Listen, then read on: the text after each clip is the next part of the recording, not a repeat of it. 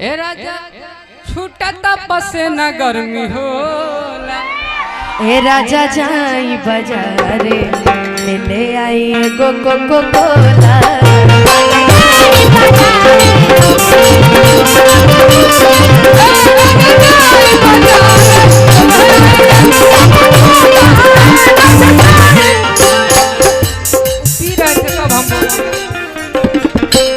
अच्छा वो पी रहे थे आप इसलिए बोले ठीक है। और कुछ मन में धीरे धीरे बोलेंगे पहले आप कुछ अगर आ रहा हो तो आए नहीं तो फिर हम हाउ वाला गाना गा दा। अरे कि पिया धरेला तो जिया डरेला यार धरेला तो प्यार कर।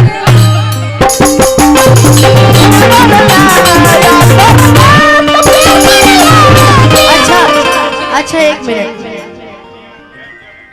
मोहनिया अध्यक्ष जयप्रकाश यादव जी के आभरी में दी है हमरो। सुनो एगो बात बता दे इधर देखो पिया धरेला यार पे बोल रहे यार धरेला अगर आप यार है तो फिर पिया कौन है? अब बियाह के पहले पिया होला। हाँ एगो गाना याद आ गइल एगो गाना याद आ गइल कहली है ना के पिया तब हम कहतनी।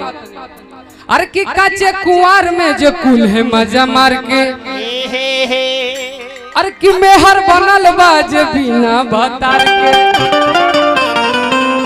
कि नहीं हर के आगे एकरा ससुरा कबरा।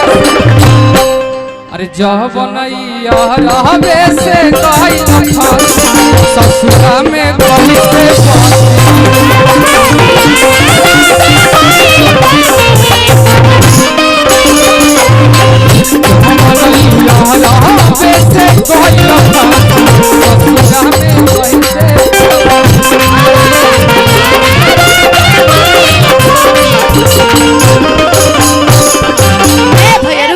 प्रदीप भैया कहले रहे गा के।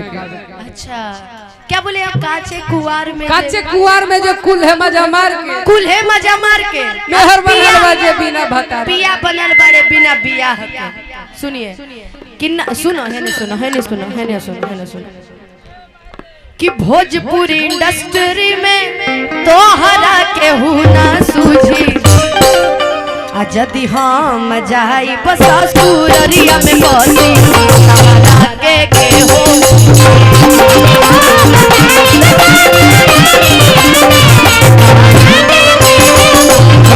जदि हम जाई ससुरिया में बसी तोहरा के हो।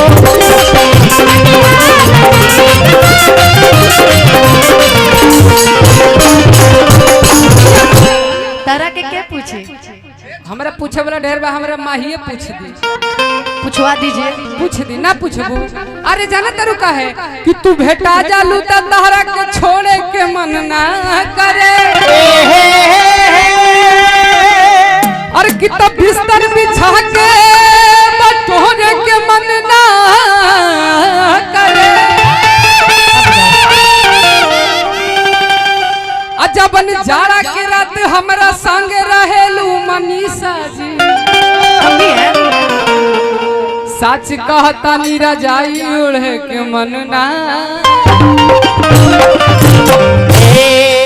अपना घर छोड़ के दूसरा तहरा से इतना नु टेंशन बा दीपक भैया। ए दीपक तिवारी नहीं सुन रहे हैं भैया बोल रहे हैं तो इतना नु टेंशन बा इनके टेंशन में कि तो तोर भुलाए खातिर गम।